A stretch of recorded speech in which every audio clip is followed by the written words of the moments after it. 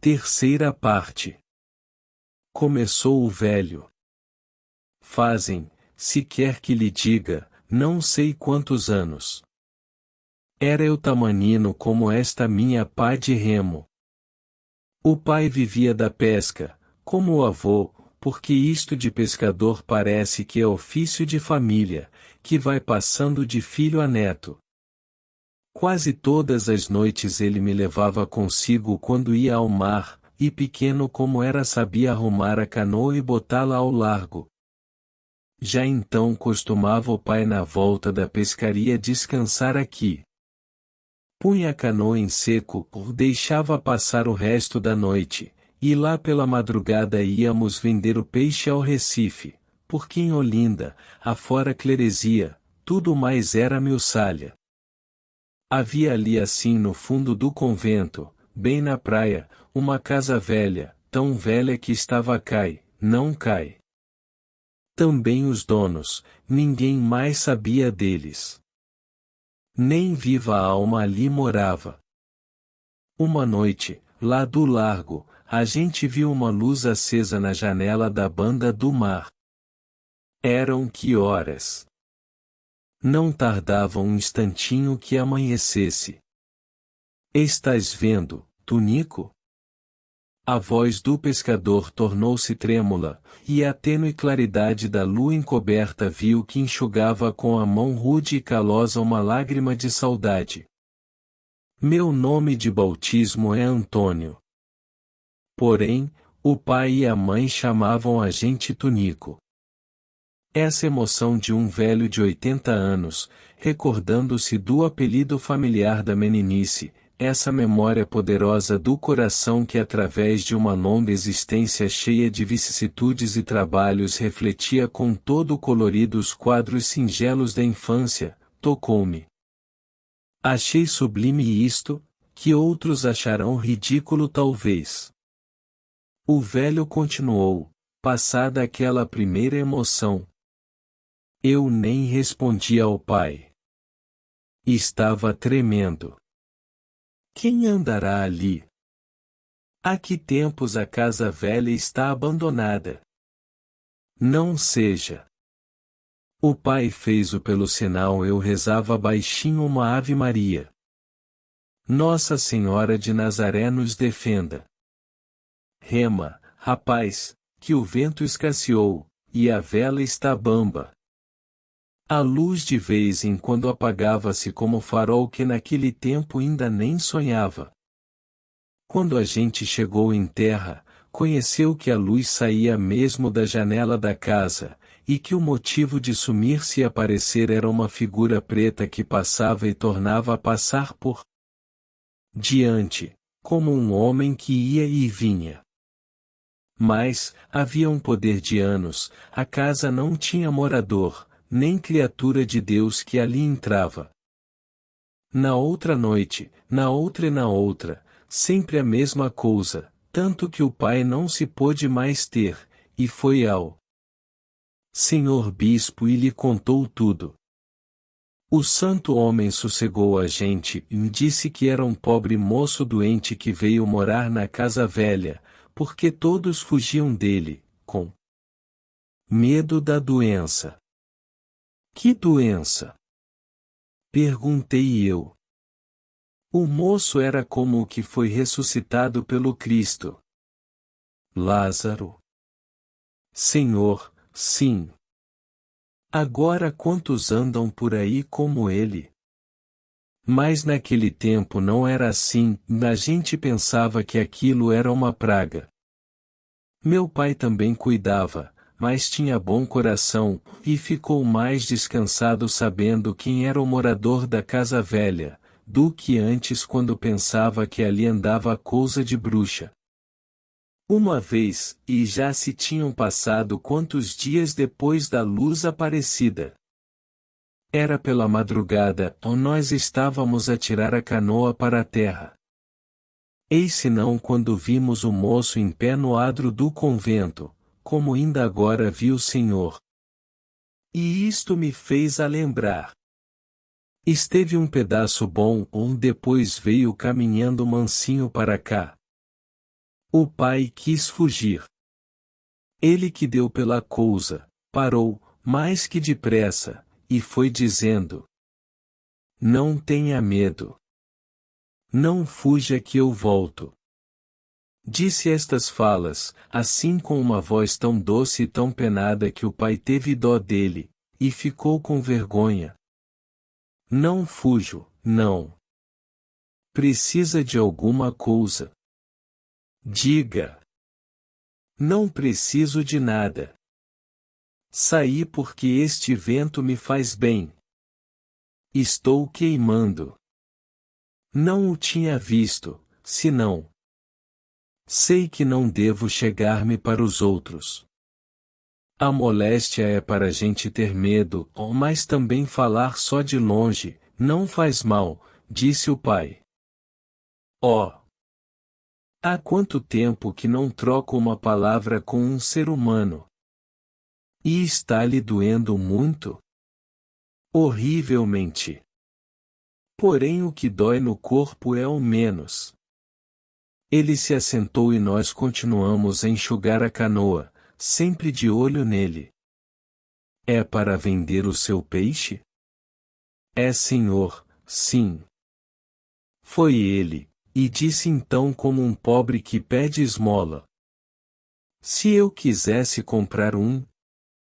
O pai ficou arrepiado. Não sei. Dizem que a gente não deve tocar. Escute. Deite o peixe aí, na pedra, e fuja com o pequeno. Eu vou buscá-lo e deixo o dinheiro. Deste modo. Não precisa. Aí tem o peixe. Quanto ao dinheiro há de carecer. Meu dito, meu feito. O moço foi, e deixou na pedra uma moeda de tostão. O pai, quem viu, nem lhe quis tocar. Mas o menino bem se importa com doença. Tirante das almas de outro mundo, não tinha medo de nada. Lembrou-me que a mãe precisava de uma vela de cera benta. A dela, de tanto acender quando nós andávamos no mar e ventava rijo, já estava num toco. Mal que o pai começou de passar pelo sono, fui eu devagarinho, e zás. Apanhei o dinheiro, o lavei bem lavado, e escondi no seio para que ninguém visse. No outro dia comprei a vela para a mãe. Foi preciso pregar uma mentira. Primeira e derradeira. Era para não assustar a gente em casa. Deus deve me ter perdoado pelo motivo que foi. O velho fez uma pausa. Chove a valer. Mau tempo de garoupas. Talvez estie ao amanhecer. Se o vento rondar. Mas naquela noite, que eu dizia, quando o moço saiu, já o pai estava dormindo. Vou eu, dou-lhe o peixe como da véspera, e ele deixou o dinheiro na pedra. A gente naquela idade gosta de saber tudo. Eu quis ver o que ele estava fazendo acordado até tão tarde, e pus-me a espiar pela fresta da porta. Jesus! O corpo me tremia que nem linha de anzol quando o peixe fisga. Ele e o moço estava assando o peixe. Depois comeu sem farinha, sem nada. Bebeu água, só. Vai por fim, lava as mãos e começa a escrever num livro que estava na caixinha. Que caixinha? Perguntei, interrompendo o velho. A caixinha de folha. Retrucou surpreso da pergunta. Já sei. Ora! Onde estava eu com a cabeça? Cuidava que já tinha dito. Mas não. Era uma caixa, assim por este tamanho. Também ele não tinha mais traste senão aquele. Tive tanto dó. Apanhei o dinheiro, lavei como na outra noite, mas foi para comprar farinha. Trouxe as escondidas do pai, que ralhava-me se soubesse. Não sei como foi, mas no cabo de uma semana eu estava tão amigo dele, que levávamos a conversar toda a noite de enfiada, e assim, perto um do outro. Tudo o que precisava, era eu que comprava. A ele não vendiam e tinham medo do dinheiro. E o coitado, antes queria vela para estar escrevendo, que o bocado para comer. Como são as coisas? Já entrava pela casa dentro, sem pinga de medo. Queria-lhe bem a ele, também ele me queria. Um dia perguntei como se chamava. Sabe que respondeu? Não tenho nome. Todos me chamam leproso. Mas seu nome de batismo? Era Francisco. Outra vez, por meus pecados, disse. Por que passa todo o santo dia e mais a noite a escrever? Isto faz mal. Que olhos que me deitou. Ainda me a lembro. Estes livros são a minha alma. O que tu vês em mim, Tunico, são os ossos que a lepra vai roendo. Cruzes. Tive um medo, e das falas e dos olhos com que me olhou. E foi guardando os livros e desatou num pranto, e que parecia um menino a chorar. Por esse tempo a gente de Olinda já andava alvoroçada com a estada do moço na casa velha. Diziam, que falso testemunho. Que ele andava empestando a cidade. O rebuliço foi crescendo, e um bando saiu a gritar pelas ruas, e foi e requereu ao juiz do povo que pusesse o leproso para fora, se não haviam de mandar procurador a el-rei. 2 dias, com tanto mar e vento que fez, o pai não saiu. Fiquei banzando com a ideia que o pobre moço não tinha quem lhe comprasse a comida. De noite me veio um sonho, e me acordei soluçando. Que tens, Tunico? De que choras? Perguntou minha mãe. Ele não tem que comer. Isto me saiu sem querer, quando ainda estava tonto de sono. Ele quem?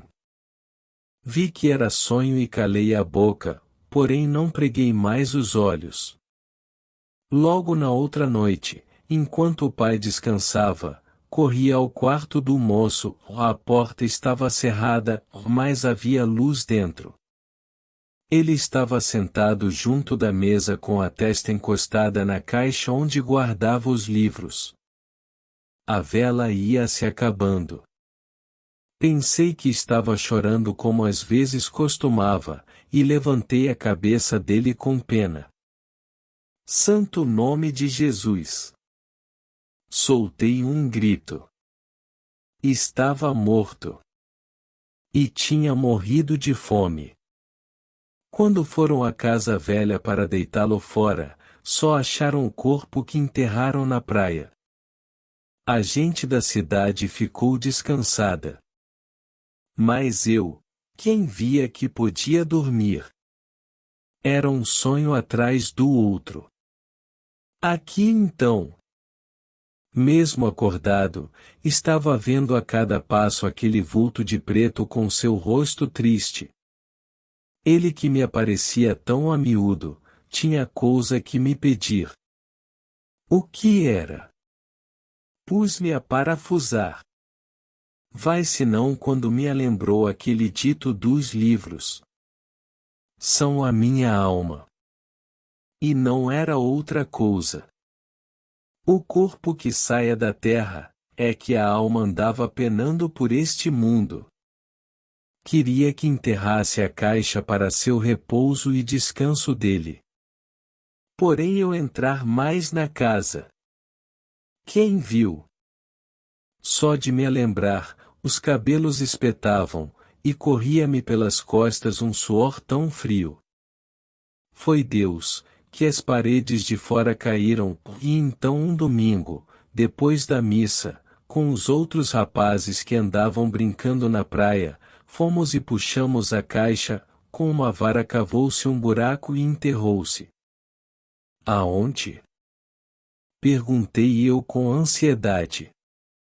Por fora dessa parede em que o senhor está encostado. Meu pai tinha se deitado mais longe, e eu depois daquela noite não me animava a sair de perto dele. Quando acabei de enterrar a caixa, pareceu que me tiravam um peso do coração. Ele ainda me apareceu uma vez. Foi para agradecer. Depois não voltou. Deus tem a sua alma. Quarta parte. O velho tinha acabado a sua história, que eu ouvirá com uma atenção religiosa. Por isso é que tanto me lembrei dele. Foi ali mesmo, assim todo vestido de preto, que me apareceu pela primeira vez. Não escutava mais o pescador, estava cheio da ideia de possuir os manuscritos que me faziam palpitar, como se fossem um tesouro. E eram realmente um tesouro para mim. Diga-me. É capaz de acertar com o lugar em que enterrou a caixa? Com os olhos fechados. Os anos que foram já apagaram muita coisa, mas aqueles tempos de menino, parece que estão voltando. Pois venha mostrar-me. O velho ergueu-se. Saímos do convento e beiramos a parede que olha o mar. Depois de alguns passos, ele parou. Por que é que o senhor quer saber? Hesitei, adivinhava o escrúpulo do velho. Por simples curiosidade. É aqui. Disse ele abaixando a mão. Está certo? Estou vendo. E o pescador ajoelhou-se e fez uma oração. Compreendi que ele respeitava aquela cova como se fosse realmente uma sepultura. Não perturbei o seu recolhimento, e esperei que terminasse. Empresta-me o seu remo? Para quê?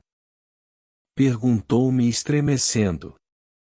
Para desenterrar a caixa. Isso nunca. Por quê? Pensa que esses livros são realmente a sua alma? Ele disse. Mas Deus não quer que a alma fique na terra como o corpo, ou ela deve voltar ao céu. É o que desejo fazer. O velho abanou a cabeça. Ouça. Se a alma desse moço está nos livros. Para que ela volte ao céu é preciso que entre em outras almas vivas. Aquilo que ele escreveu deve ser lido. Foi-me preciso aceitar a crença do velho que era muito profunda, para ser abalada. Procurei tirar dela argumentos que o convencessem de que não entrava nas minhas intenções cometer um sacrilégio. O pescador refletiu. Mas se isso é verdade, por que razão ele me pediu que enterrasse a caixa? Tive uma inspiração. Quando ele morreu, respondi, ninguém se animaria a tocar no que lhe pertencia, com receio da moléstia. Os livros ficariam perdidos. Por isso pediu-lhe que os enterrasse. Mais tarde devia alguém achar. Há de ser isto. Cavamos 3 palmos, creio que se abrisse o túmulo de um ente que me fosse caro, não sentiria as emoções porque passei naquele momento. O pescador, na ingenuidade de sua crença, tinha razão, era a alma de um homem, talvez de um poeta, que estava ali sepultada. A chuva, que caíra cântaros, amolecer o terreno, e facilitar o trabalho. Depois de 1/4 de hora de escavação, o pescador tirou do chão uma caixa de folha, que teria 2 palmos de comprimento sobre 1,5 de largo, e já inteiramente oxidada. Despedi-me do velho, a quem fiz aceitar a muito custo a pequena espórtula que comportavam as magras economias do estudante, e carregado com o meu tesouro, recolhi-me. Ao despedir-me, o meu companheiro pediu-me um favor. Quando o senhor abrir a caixa, se pudesse ser, fale. Não tenha receio. Eu queria saber o que ele escreveu. Talvez não entenda. Fique descansado. Ensinei-lhe a minha casa, onde ele foi muitas vezes, e onde passou horas e horas, a escutar a leitura que eu lhe fazia de alguns trechos dos livros. Chegando a casa, não dormi, eram 4 horas da madrugada, e não tinha sono. Abri, ou antes arrombei a caixa, e achei dentro 3 volumes em fólio, cobertos de pergaminho, uma pequena mecha de cabelos grisalhos, uma flor seca que desfez-se em pó quando a toquei, e uma bolsa com algumas moedas de cobre. 2 volumes em fólio, ou 2 escritos de princípio a fim com uma letra grossa e trêmula, continham alguns episódios da Guerra Holandesa, e da crônica dos tempos coloniais. O seu autor lhes dera o título singelo de Histórias que me contou minha mãe. O 3º volume era um diário, escrito com pequenas interrupções, não tinha título, nem fora concluído. Estavam todos em tal estado que me foi preciso copiá-los à pressa, e assim mesmo em muitos lugares as letras com a umidade tinham-se apagado de modo que só pelo sentido pude adivinhar as palavras. São estes livros que hoje começo a dar a estampa. Talvez alguém cause reparo porque 20 e tantos anos decorreram e só agora me resolvi a publicá-los? A razão é simples. Quando pela primeira vez li o Diário do Lázaro, convenci-me que o estilo, embora simples e terso, carecia de ser retocado ao gosto da época, e dei-me a esse trabalho. Apenas vesti de novo a primeira parte, me arrependi. Quis-me parecer que era uma profanação tirar ao pensamento do escritor a sua frase rude às vezes, mas sempre expressiva, rasguei o que tinha escrito para escrever de novo. Demais, achava a primeira parte do livro tão triste a cortar meu coração, que receava publicá-la. Ao mesmo tempo que não me sofria a consciência deixar ignorada a memória do escritor, cujas obras queria dar a estampa, pois essa parte de que falo é o diário. Foi então que a ambição me veio tomar no melhor dos sonhos da mocidade e conduziu-me ao través de uma vida sempre agitada à quadra dos desenganos, na qual me deixou isolado, mas tranquilo. Voltei então para os meus estudos literários, reli com imenso prazer os meus esboços de obras mal alinhavadas, os meus versos truncados, e revi a minha juventude naquelas relíquias das primeiras inspirações.